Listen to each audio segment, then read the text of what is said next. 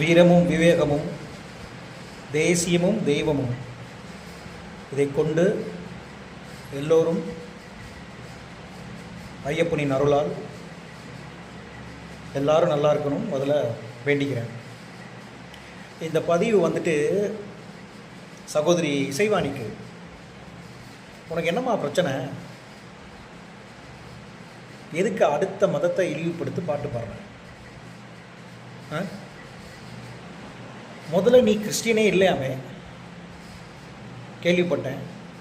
உண்மையான கிறிஸ்துவர்கள் உன்னை பொழந்து எடுத்துக்கிட்டு இருக்காங்க, கொச்சப்படுத்திக்கிட்டு இருக்க அவங்க மதத்தை. நீ தான் பெரியாரோட பேத்தியாச்சே, நீ எதுக்கு வந்துட்டு கோயிலுக்கு வரணும்னு ஆசைப்படுற? நீ எதுக்கு ரொம்ப துடிக்கிற?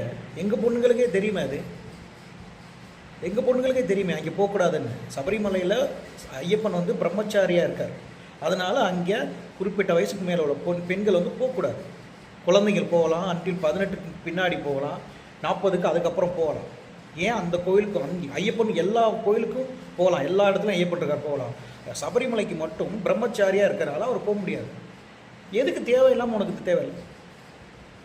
உங்கள் அம்மா அப்பாவை, உங்கள் அண்ணன் தங்கச்சி யாரை திட்டினா உனக்கு கோவமா வராது? அதே மாதிரி தான் எல்லாருக்கும் கோவம் வரும்.